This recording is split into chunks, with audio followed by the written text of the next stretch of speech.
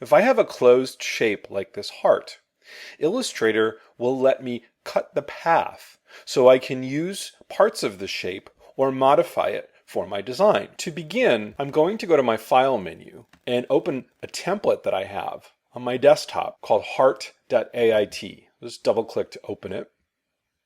And it's that shape you just saw, but it's just outlined because we're going to be working with the path, and I think it'll be easier to see it without a fill in it, just a stroke on the path.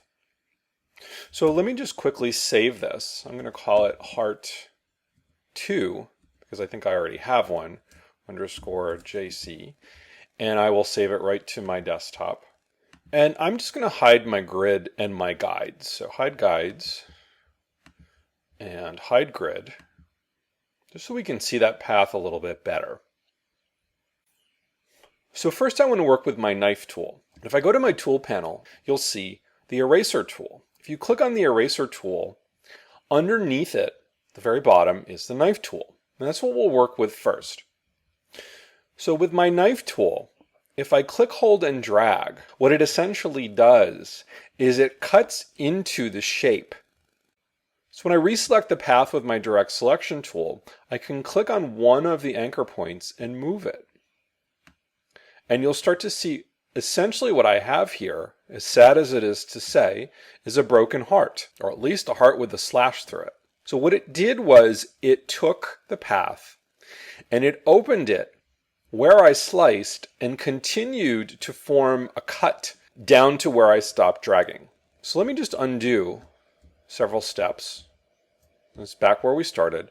I'll switch back to my knife tool, click, hold, and drag, even further this time.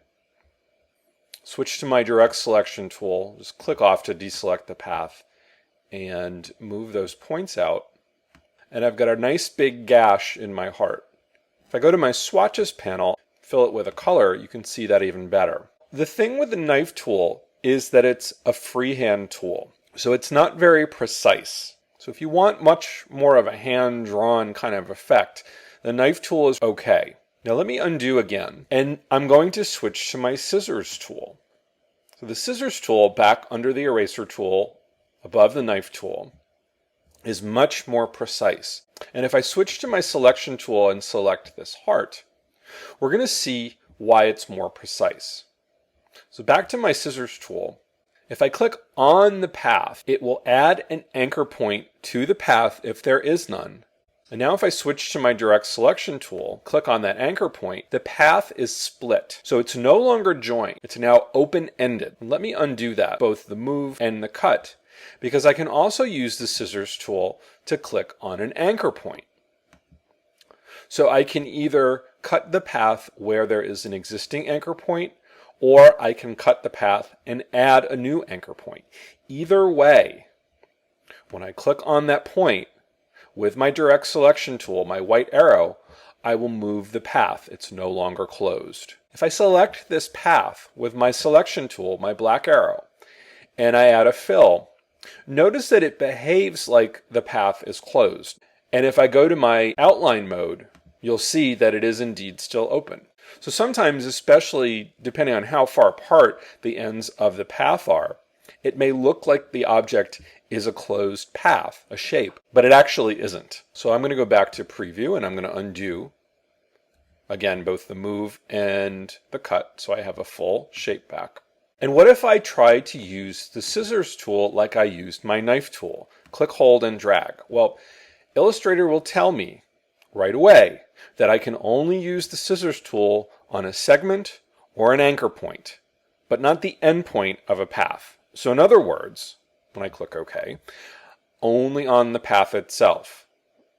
So let me do it again, and I'll switch to my direct selection tool to move one end of that path away. Switch back to my scissors tool, and if I click on that endpoint, it gives me the same thing. Remember, that's the second part of it, but not on an endpoint of a path. So it has to be on the path itself. Imagine this is made out of string or pipe cleaner or something that you can cut with a pair of scissors.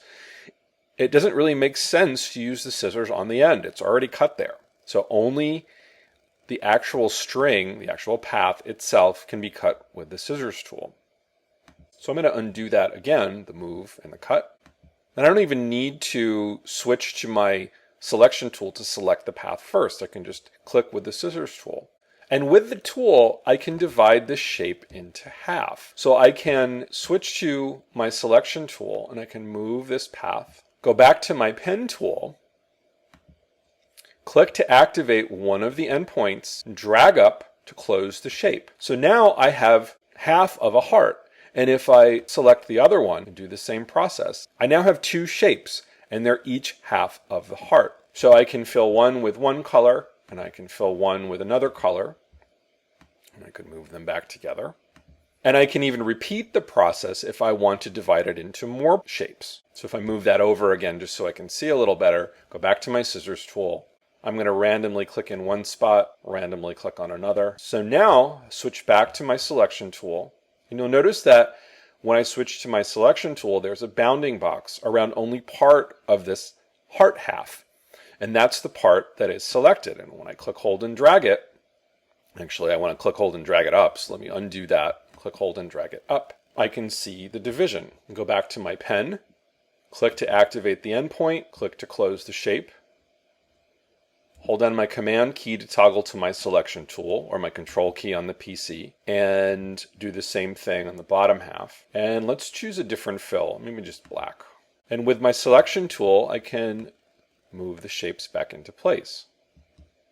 And I could even do something like this. That's almost approaching what might be the symbol for something or a logo. If I hold down my shift key and click each shape, I can activate the stroke and remove it. And it'll be even a little bit more clean, more graphic. So the scissors tool is much more precise than the knife tool. The knife tool will give you a much more freehand effect. Both will cut the path and add new points that can be manipulated into a new design.